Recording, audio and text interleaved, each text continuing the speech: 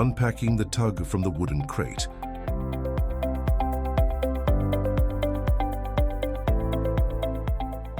Using a cordless screwdriver with a Phillips bit, identify all screws marked in red and remove them completely. Leave a clear space at the front of the crate equal to or greater than 2.5 times the crate length to allow proper removal of the tug. Remove the crate lid. Use the steel cable handle to assist with removal and request help from another person for added safety. Set the lid aside.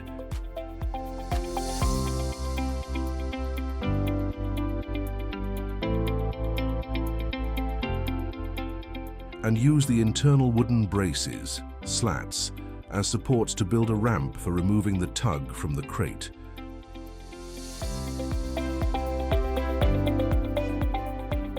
Remove the polyethylene protective covering from the slats before use. Place the lid upside down on top of the wooden slats, aligned with the front opening of the crate and firmly supported by the slats, forming a ramp for removing the tug from the packaging.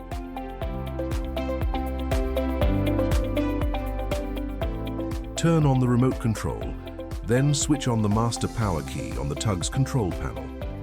Carefully remove the tug from the crate using the remote control, operating the throttle, trigger, and steering foam-covered wheel controls.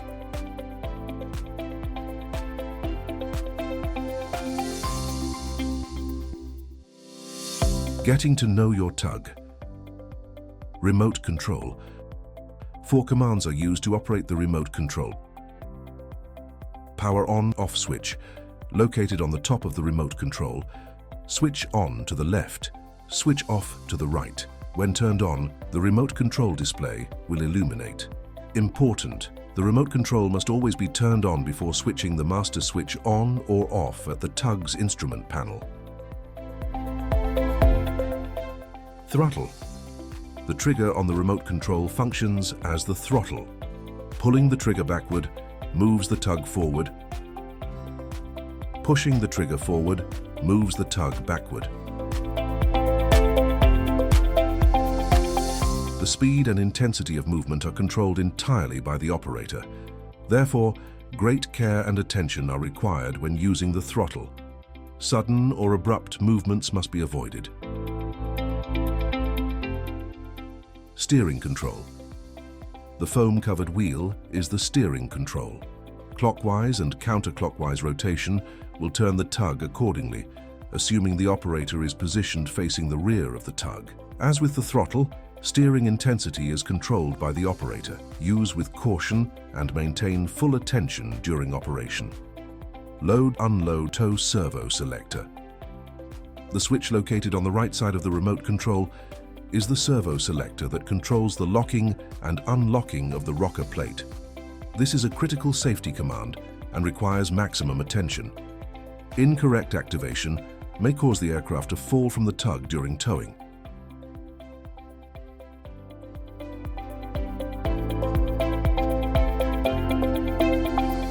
Position U, fully forward, unload. Used to unload the aircraft from the tug. Position L, center, load. Used to load the aircraft onto the tug and also for towing with the plate locked, without using the Lazy Susan function. Position F, fully back, free. Used to tow the aircraft with the plate unlocked. The Lazy Susan system is active in this position. Instrument panel. The instrument panel is located on the front left side of the tug and contains all switches and instruments. Master switch, main on/off switch for the tug. Lights switch, turns the tug lighting system on and off. Strobe, light switch, used to disable the rotating beacon strobe if it causes glare to the operator, especially during night operations. The strobe can be turned off at any time or when the master switch is turned off. When the master switch is turned on again, The beacon will automatically activate by default as a safety feature.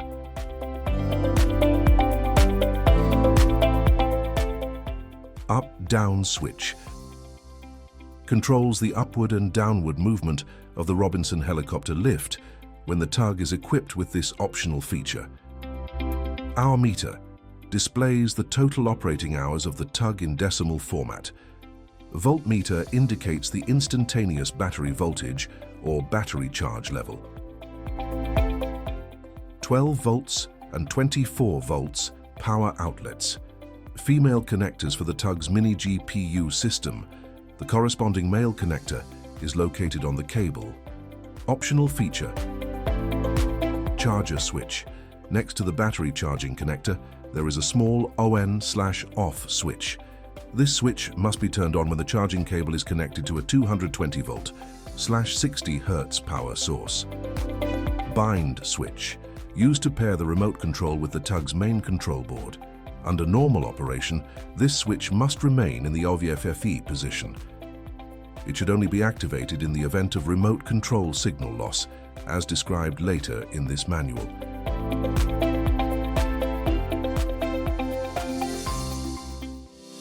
Storage compartments. Located on the right side of the tug, 2 storage compartments are provided for items such as ratchet strap, remote control, charging cable, other accessories. Loading your aircraft. Airplanes. With both main landing gear wheels chocked, align the center of the rocker plate ramp with the center of the aircraft nose wheel. Adjust the front stop of the rocker plate by pulling the latch with both hands at its ends, setting it either fully open or according to the dimensions of the aircraft nose wheel assembly. Similarly, adjust the yellow side stops to match the width of the nose wheel tire. Use the hand knobs to loosen and tighten the components on the plate. Set the servo selector fully forward to position U, unload, and ensure the ramp is fully lowered. Then, move the servo selector to the center L, load position, holding the remote control in your left hand while controlling the steering wheel with your right hand. Carefully and slowly move the tug backward toward the aircraft nose wheel until the tug passes underneath the nose wheel and the aircraft is fully loaded onto the tug. Once loading is complete, stop the operation. Afterward, select the desired servo selector position. Position L, center position with the plate locked, or position F, fully backward position, with the plate unlocked. With the Lazy Susan system activated, the tug and aircraft will be correctly positioned for towing. Precautions to be taken during this operation. Position the rocker plate ramp as centrally as possible with the aircraft nose wheel tire. Robinson helicopters. Install the lift at the center of the plate, securely fastening it with the 3 hand knobs, and connect the cable to both the lift and tug connectors. The front stop of the rocker plate must be fully open. Set the servo selector to the center L, load position, with the rocker plate raised and the hook engaged. Carefully position the tug underneath the helicopter so that the upper lift coupling is properly aligned with the towing ball located on the underside of the cockpit. Set the remote control aside and rotate the coupling safety lock to the open position. Begin lifting the helicopter by pressing the lift control button on the tug's instrument panel until the helicopter starts to rise. Stop the operation, rotate the safety lock to the closed position, and place the maneuvering wheels in the towing position. Return to the tug's instrument panel and press the lift button to the raise position until the lift reaches the end of its travel. Done. Your tug is now ready to tow your helicopter. Towing your aircraft. Airplanes. With the nose wheel properly adjusted on the tug's rocker plate, both in diameter and width, remove the wheel chocks from the main landing gear and carefully begin towing the aircraft. It is very important that the operator moves around the aircraft to maintain a clear view of spatial limits, ensuring safer and more autonomous towing operations. Once again, it is recommended that the operator hold the remote control in the left hand with the index finger on the throttle trigger, while controlling the steering foam-covered wheel with the thumb and index finger of the right hand. This grip provides greater sensitivity and precision during maneuvering. Avoid abrupt or sudden movements of both the throttle and steering controls to prevent jolts to the towed aircraft. When towing with the plate locked, servo selector in center position L. Lazy Susan system deactivated. It is essential to observe the nose wheel steering angle, limit specified by the aircraft manufacturer. In this configuration, the tug turns together with the aircraft nose wheel. Note: for models FT8, FT10 and FT15, a wooden spacer block is optionally supplied to be placed at the rear of the rocker plate after the aircraft has been loaded. This spacer may be used on aircraft with a small nose wheel tire to better center the aircraft nose weight on the plate. In these cases, the front stop of the rocker plate must also be adjusted to achieve proper centering. Do not forget to remove this spacer block before unloading the aircraft from the tug. Robinson helicopters. With the coupling lock closed, the maneuvering wheels in the towing position, and the helicopter rotor brake engaged, the tug may be operated following the same precautions previously described.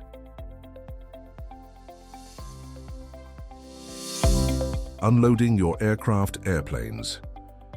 Upon reaching the desired destination, the operator must chock both main landing gear wheels.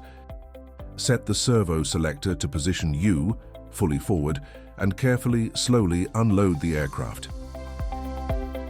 Important: before changing the servo selector position, carefully move the tug backward until the front of the aircraft nose wheel panel rests against the front stop of the rocker plate. This ensures that the hook moves without overloading the servo. Failure to follow this procedure may result in servo damage or burnout, and the command may not operate correctly. Conversely, if the nose wheel is resting against the rear of the rocker plate and the servo selector is activated, the system will not respond properly and may damage the servo. A warning decal located on the top of the tug provides this guidance. If, during towing, the plate is unlocked, servo selector fully forward in position U Lazy Susan system active. The tug must be aligned with the sensor located at the front of the plate. An orange LED will illuminate only when proper alignment is achieved, enabling the servo selector to operate. Extreme caution is required. If the servo selector is moved to position U unload while the sensor is misaligned, the system may suddenly unlock once alignment occurs. This may cause the aircraft to unload unexpectedly or even fall off the tug if it is not properly chocked. Robinson helicopters. Upon reaching the desired destination, place the maneuvering wheels in the non-maneuver up position. Ensure the helicopter wheels are on the ground. Set the lift coupling lock to the open position. Activate the switch to lower the lift until it reaches the end of its downward travel. Pay close attention to ensure the coupling lock is not left in the closed position. After lowering the lift completely, remove the tug from beneath the helicopter. Storing your tug. It is recommended to always store the tug in the same location within the hangar, preferably near a 220-volt/60 Hz electrical outlet, sheltered from weather and environmental exposure. The remote control must be turned off only after the master switch has been turned off. The remote control must not be accessible to individuals without proper training. For this reason, it is recommended to store it in a restricted access location. The equipment should be placed on charge after a day of use, or whenever the voltmeter indicates a voltage below 23 volts. The batteries are automotive lead-acid batteries, which do not suffer from memory effect. Keeping them fully charged will extend their service life. Battery autonomy depends on aircraft weight, ground slope, acceleration intensity during operation. Typical operating autonomy is approximately 6 hours. Using your 12-volt 24-volt mini GPU, position the tug close to the aircraft external power receptacle to be connected. Turn off the master switch and the remote control. Connect the cable to the 12-volt or 24-volt outlet according to the aircraft power input requirement. Connect the plug to the aircraft's external power receptacle. Done. Your aircraft is now powered. Important: the battery voltage indicated on the voltmeter must be above 23.5 volts for normal operation. If the voltage is below this value, place the tug on charge before connecting it to the aircraft. Note: each tug has a rated cold start power capacity that must be respected according to the power demand of the aircraft being connected. Refer to the aircraft manufacturer's manual before use. Observation: this mini GPU is an auxiliary solution and not a full external power unit. GPU. It must be used only with piston aircraft, respecting the limits described above. Care, precautions, and basic troubleshooting remote control. There are 3 main precautions the operator must observe when handling the remote control. A. Do not get wet. Do not expose the remote control to water. On rainy days, use a plastic bag to protect the remote control or operate it under shelter. B. Avoid drops. The remote control is sensitive and may malfunction if dropped or impacted. Handle with care at all times. C. Battery replacement. Monitor the battery charge level and replace or recharge the batteries at the first low battery audible warning. Failure to replace or recharge the batteries may result in loss of remote control configuration, causing unexpected operational issues. Remote control bind procedure. If, for any reason, the tug loses communication with the remote control, follow the steps below. Turn off the master switch, then turn off the remote control. Turn the bind switch on by moving it to the left. Turn the master switch on. Press and hold the bind button located on the upper left side of the remote control. Turn the remote control using the on/off switch to the left. There is a small square acrylic window on the top of the tug that allows the operator to view the remote control receiver LED located inside the electrical panel. When the bind process is complete, the LED will stop blinking intermittently and will remain steadily illuminated. Normal control functions will then be restored. Other remote control buttons. The operator must not operate any other buttons on the remote control that were not previously described.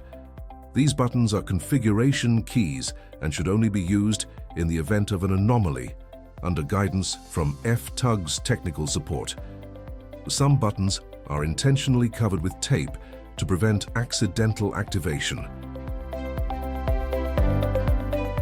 Remote control signal loss.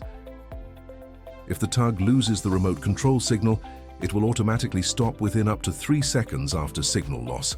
This is a critical safety function. Any failure of this function must be immediately reported to FTUGS technical support. Emergency stop buttons. The tug is equipped with 3 emergency stop buttons located on the 3 upper extremities of the tug. In the event of any malfunction or emergency, press any one of the 3 buttons by striking it with a hand or foot. The tug will stop immediately and completely cut off power. To reset the emergency stop, rotate the activated button clockwise. Tire pressure. It is recommended to maintain tire pressure between 25 and 30 psi, depending on the aircraft being towed, ground conditions, pavement surface. Proper tire pressure ensures correct tug performance and safety. Final provisions. In the event of any anomaly not covered in this manual, operational questions or issues requiring reporting, please contact FTUGS Technical Support.